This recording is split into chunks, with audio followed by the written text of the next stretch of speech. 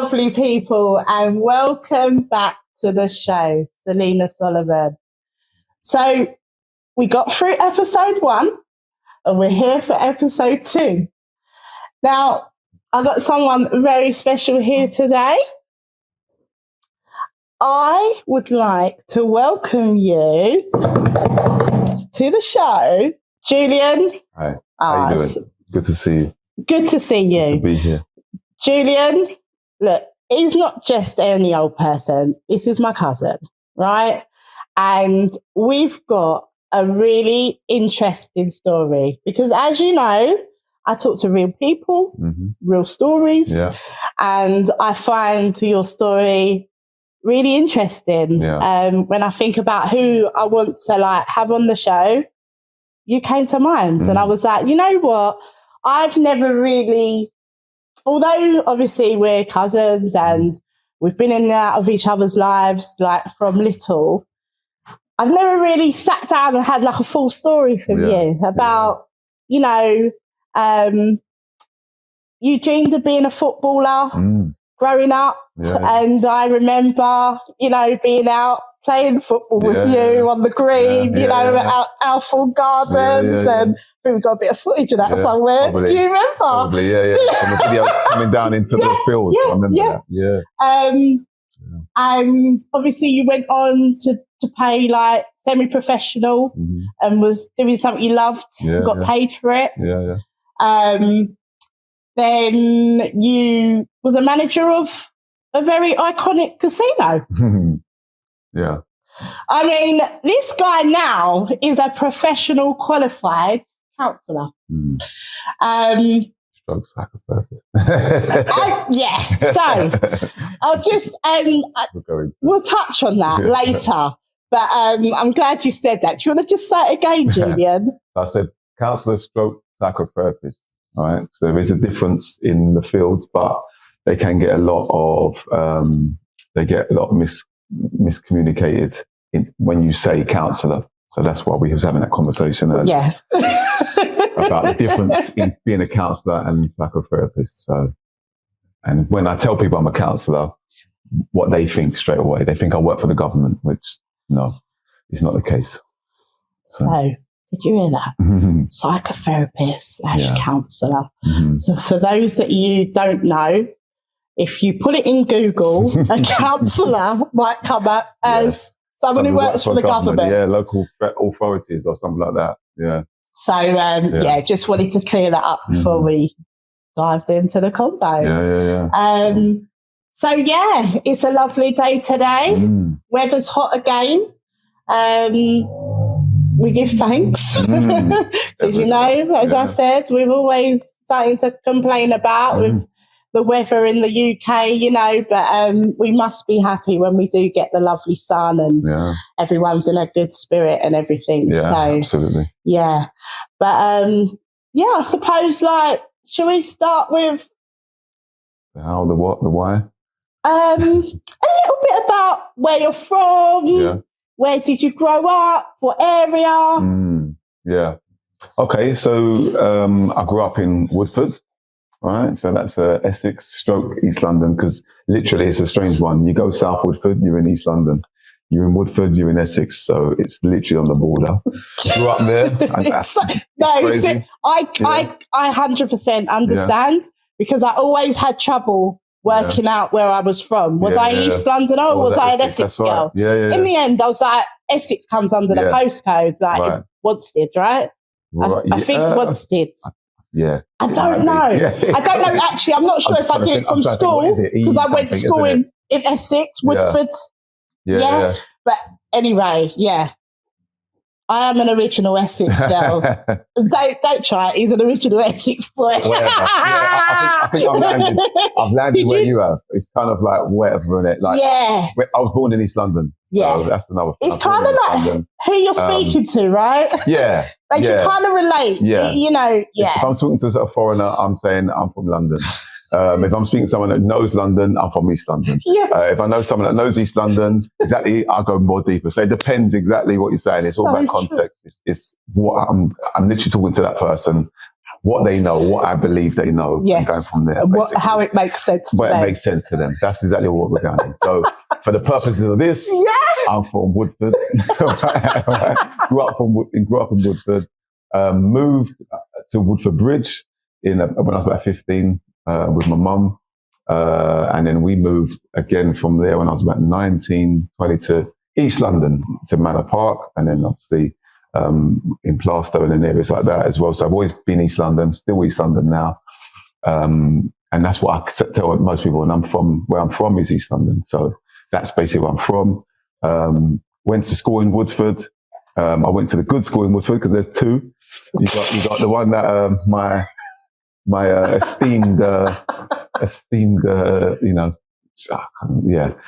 come from. She went to the bad one. I went to the good one. Right? I went to the ghetto one. That's what you tried to say. I try to be nice about it. I try to be nice. But it was a very good school back in the day. What, Woodbridge? Okay, we've got different opinions on that one. Yeah. So let's put it in context, right? So I live literally 5 minutes walking distance from Woodbridge. My mum won't let me go there. So my mum made me walk 25, 30 minutes to get to my school where I went to, and because of the difference. She and it was a good old Catholic school, I Good old Catholic school as well. And that was interesting. That was more strict. The headmaster's still there. Really? So he's still there. That's amazing. Yeah, I think he's given his 2-year retirement notice now. So he's retiring in 2 years, but he's still there. So he's been there. How young was he then? He wasn't. I don't remember him being young. He was old to me then, but I'm all teachers look old though, right? When you're at school, and then but you're talking how many years later? He must have been there 40 years now. Easy, 45 years now, but he's finally retiring. Wow. So I went to school in Woodford. I went to a good school, and the interesting part about Woodford, and I think this kind of ties into who I am now as a person. So Woodford's divided literally by the train station. So you live over one side of the train station. It's I would say the working class, lower class type of people. You literally go across the train tracks, which is where my school was, and the houses are crazy, middle class, upper class people living there. So the divide was really crazy. We were brought up in the more working class, lower class area. So why I say that ties to me now is because I feel comfortable and okay being in any type of environment, basically. 100%. Anybody. 100%. Because I had the difference in how I was brought up and where I was brought up. So I went to school in that side.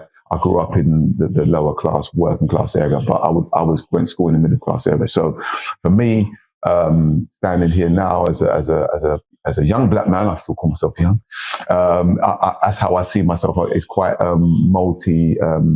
faceted in terms of where I can stand and who I can converse with. So I think that's definitely helped me having the difference in people, who I can kind of converse with. And that kind of led me to, I think that's where I've been as well in terms of even the jobs I've had. So I've worked also in the casino for 22 years, 23 years now. And I've worked in, again, the class divide. So I was working in Soho for like 12 years. And in the last 13 years, I've kind of worked in Mayfair. So again, there's a class divide in terms of people who you're coming into contact with. So, and I feel like I've been able to just kind of chameleon myself into both worlds very easily. So, it's been it was an easy transition for that as well. So I guess that makes me the kind of person I am today is kind of being that people's person where I will treat you who you are, face value. I won't think about your background, in fact, that because I'm okay with being in either environment. So, which kind of leads into my job I do now. What we're kind of talking about is in psychotherapy as well, and being able to change and kind of evolve and adapt into whoever I'm facing. 100%. You need those skills. Absolutely. It's so important. Because a big part of that is not being prejudiced, not being discriminate, having kind of a blank canvas when you're talking to that person. And then as you're, I suppose, getting their story, you can then kind of maybe even just use the language that they need to hear, that they can they understand, basically. And yeah, that makes you a very, very good, well-rounded person to speak to all different types of people. Okay, so we know he's a Woodford boy, an East London boy. He had the good grounding. You've always been active. Yeah. You know, still play football. Yeah, exactly. Like you've always been active. So for me, like early memories would be playing football out on the estate or the other estates. Like, and then the other thing would be karate. Yeah. Oi, don't mess about, you know. Yeah. We did karate, right? Yeah. Well, Julian started and then I joined in. I mean, I always give something a go, me. Don't laugh like that. I just had a memory of you in a tournament. Right, we'll get to that, right? Oh, so basically, I started this karate and to be honest, I think I just didn't like the licks. Right, yeah. I'm not in all that. Like, you know, I like being with everyone because I'm a people person. Yeah. I love watching you and like some of the people that are really good. I've got up to, must have been about a white belt, 2 stripe. Did you get your green? I think I just dropped out. No, I think I dropped out before I got on the green. Because basically, like I said, I'll try it. And then I'm like, nah. But if you try it, you got to go into a tournament, right? Yeah. Julian? Right, yeah. You laugh. So what's your story on the tournament? I remember this very, very, very well, right? So we're obviously we've got coaches and we've got you go in with people that obviously have your ability, going with it was a sex thing, obviously. So Selena was with the girls, I was with the guys. And I remember watching Selena's fight, one of her fights. And, you know, she had the stance up here. She was like that. And then the coach is like, well, okay, this is what you got to do. And I remember saying, come on, Selena, come on, you got to do it. You got to go. Like, yeah, build up was there. And anyway, so Selena spent probably 3 minutes of the fight or the first round. She had her thing up, she had her guard up, and she was just running round, right? Just going round with her guard up in a circle. Now, her idea, I imagine at the time was, if I don't get hit, I can't lose. So this was it, right? Come on. If I don't get hit, I can't lose. Selena spent the whole round just jogging around in a circle, away from her opponent, just kind of galloping around, stopping herself getting hit. But we're like, Selena, you have to engage. You have to throw a punch. But no. Selena had her guard up, jumping round in a circle, round her opponent. And her opponent's just kind of following her wherever she's going. Selena's just like, I'm not getting hit. And it was like, all of a sudden she was like, then she'll go a little strike and then she'll go back to the circling. So that was my one memory of Selena's karate career. But so that was funny. If I had to tell you, I got a second place trophy for that. That was it. Job done. Done with karate. Yeah, not for me, Mum. Move on. What we doing next? But you was really good. Yeah, I got the brown belt. Yeah, I thought you was a black actually. No, but you were nearly there, wasn't you? Well, I was training 4 or 5 times a week, so it was a lot. And then I found football. So it was like my mum was literally taking me out every day to something. I was up and down. Monday to Friday was just always something. Mummy, you did a lot. Football, karate. I remember you had it all because you was really kind of brought up like a single child. Yeah, I was. Compared to me having like a brother and a sister, we had to do a lot of sharing. Yeah. I didn't. You were kind of because your sister wasn't born until you was about 18. Yeah. So I've got 2 other sisters, but that's from my dad's side. Yeah. My mum's side, I was 18 before my sister came around. So you was the only child, wasn't you? Yeah, and I just, there wasn't, don't get me wrong, we were all spoiled. It was. But you had everything, didn't you, Julian? Your mum did every sport with you and every, brilliant. Everywhere, man. So big up Auntie Lydia. Seriously. So how did the football start? Like what happened? I think where was the beginning of that? So I'm a big Arsenal fan. Yes. So I think probably was that. I noticed my first early memories is when I noticed players that looked like me. So the first team I saw actually was a guy called John Barnes, very famous Jamaican as well. Jamaican Big up footballer. John Barnes, veteran. I saw him and I actually followed him. And then he played for Liverpool, and I followed Liverpool at the first beginning because of John Barnes. Yeah. And I liked the kit. The kit was silver and it had red. And you know, back then it's funny what you go for as a kid, isn't it? I'm 6, 7 years old. Come on, I'm 6, 7 years old. You know what I mean? I don't know. I'll go for that one. Yeah, and then I followed him, John Barnes, black player, Jamaican, like myself. So it was like, right, he's the guy, he's the team. And then all of a sudden, I watched Arsenal beat Liverpool. And it was in a big game. It was a 2-0. We had to win by 2 goals. I say we now because it wasn't we at the time. I was kind of thing. I watched Arsenal beat Liverpool, and that was it. I was like, well, that must be the best team then. So I started following Arsenal because of that win. And they had at the time 3 or 4 black players: Michael Thomas, Paul Davis, David Rocastle. They had all these players, and that looked like me. And I was like, well. And that was how it related. And it was very much an unconscious decision because at the time, it wasn't about football. It wasn't about team. It was about, these guys play something that I enjoy. So that was my introduction to football. And I started playing when I was 7.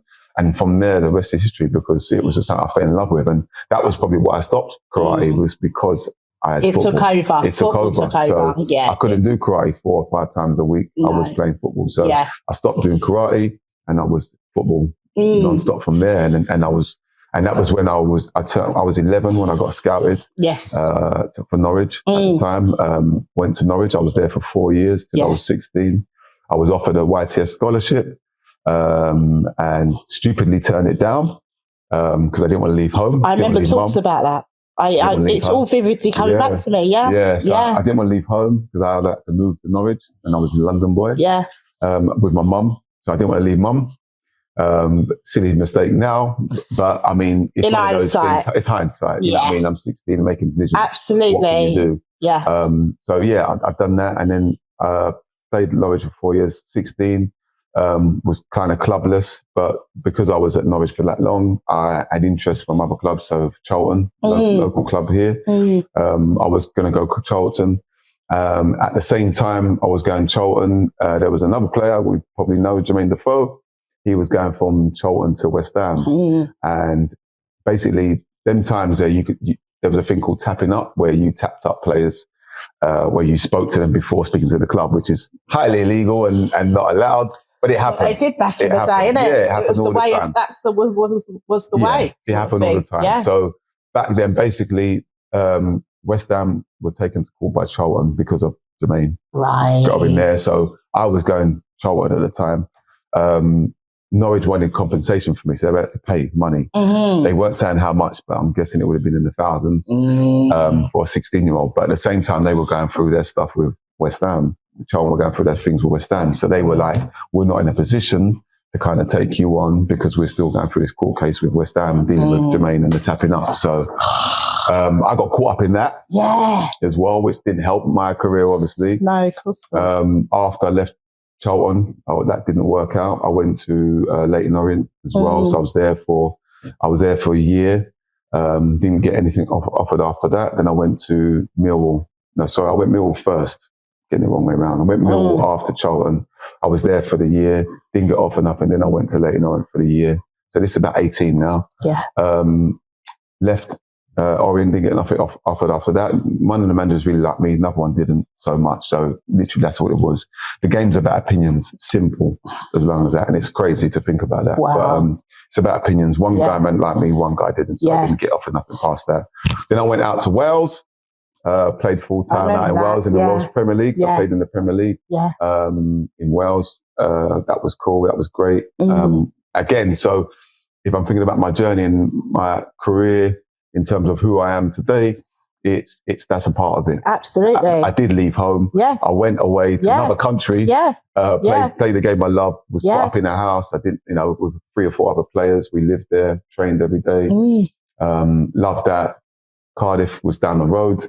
which was crazy. Was out in Cardiff 2 or 3 times a week, maybe more. Because I'm from London as well. Yes. I opened my mouth and I got a lot of attention. Come on. You were come on. No, you were the celebrity out there. It was crazy. You were that guy. And he was a footballer. He was that guy. Trust me, he was. The team I was playing for was quite high profile in Wales. Town. Yeah. So, they were always top of the league, top of the thing. So that was an interesting thing. I was there for a year again. Didn't get often up and past that to come back. And that's when I started my semi-pro journey. So, and that was the same time when I started working in casinos as well. So I needed a job. Yes. And a good, obviously, mutual friend of ours got me into the casino world. Because what I wanted was something I can play football with, but also work. So my mum was like, well, you better get a job. Absolutely. So I was like, oh, what am I going to do? I want to know is football. Juggle the both until you make it. 20 years old.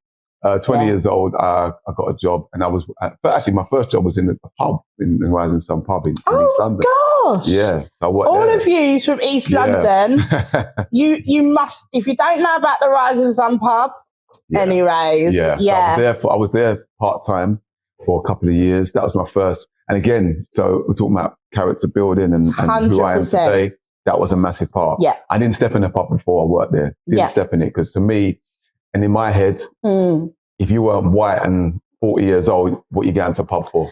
Yeah. So it was like, that for me was another world apart. But I worked in a pub, and first few weeks I loved it, man. It was so sociable and people were having a good time. But the Rising Sun, so it was a different type of pub though, wasn't it? Yeah. It wasn't the one where, we're doing the whole stereotype thing. The old man pub. Yeah, that's everywhere. Right. The whole generations have been going there for years. Right. The Rising Sun, and I wasn't hanging out there much, but I know about it, and I kind of, there was something different. I think it was a new generation pub. Would you say? Yeah, it was a weekend, like, pub stroke club. Yes. Because on a weekend, we was heaving. There you go. We had a DJ, music blaring, so there was pool table in there, but on the weekend, that was kind of null and void. And it was just literally a place where people come and shopped out, and you enjoyed your night till 2 o'clock in the morning. So it was a club more so than a pub on the weekend. On the weekdays, it was a pub. You walked in, had a drink, whatever. That's right. But on the weekends, it was banging. Yeah. So it was a great place to be at that time at your age and everything. Yeah. So that was I worked there between, I think I was 19 to 20, 21. And then I went, and then I finally left there and I went to Casino World. So that was it. That was my working journey up to that point. And it wasn't until, so fast forward now, I've been in that, I started training to be a counsellor in 2014. I was still working full time then. So I had to juggle the two, which was crazy because if you think about it, so the casinos are open back then 24 hours. Yes. And we close at 6 a.m. So, and I had to be in college and uni at 9 p.m. So you imagine, I was working part-time. I was studying part-time and I was working full-time. So 4 years, it's normally a 3-year degree or college course you do. I had to do it 4 years because I was part-time. So I was doing it part-time because I was working. So I imagine I was finishing work at 6 a.m. and I was getting into college at 9 a.m. as well. So that was crazy. That was mad, but it was great. And I loved it. And it was a very much an eye-opening experience from the beginning. I want to talk a little bit about casino days because you started off, where did you start off? So I was at the Golden Nugget in Shaftesbury Avenue. That's right. That's where I trained. You were there. Got paid to train as well and got a job guaranteed afterwards as well. So that was good. Cool. And then you went on to...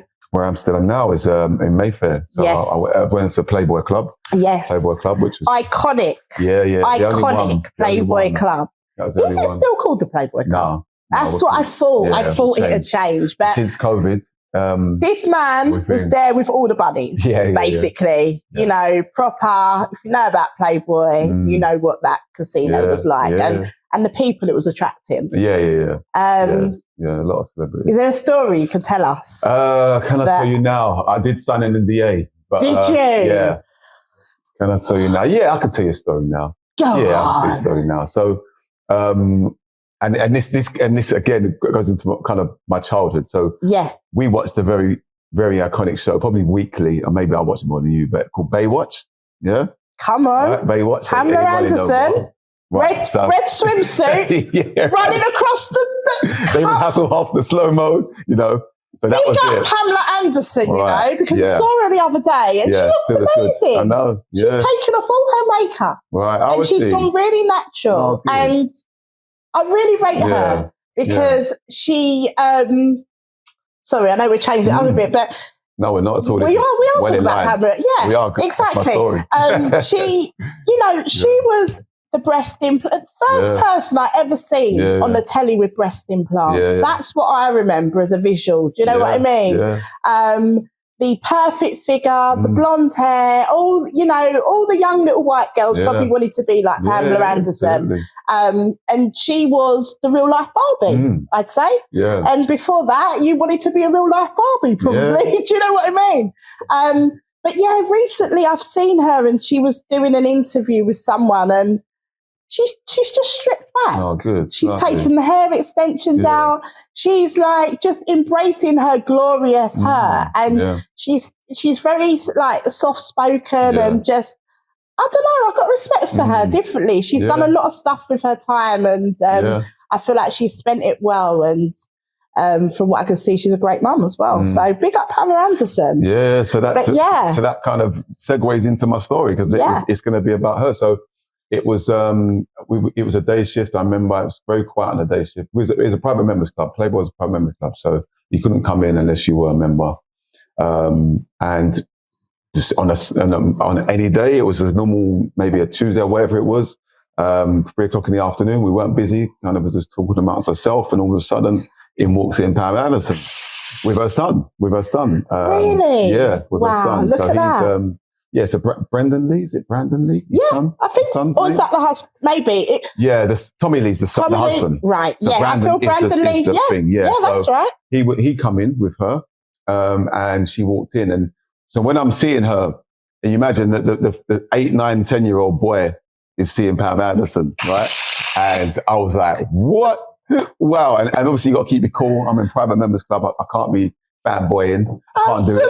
Can't be doing fanboying. You still got to be professional. I'm like, that's Pamela Anderson. That's Pamela Anderson. So I've looked at her, I've seen her, I was like, wow. And I remember it's getting hot and flustered because I'm like, that's Pamela Anderson from Baywatch. That's what I'm thinking, Baywatch. And she walked in, she's lovely as you like, really nice person. She sat at the blackjack table and I'm kind of watching the table now because I was inspecting at the time.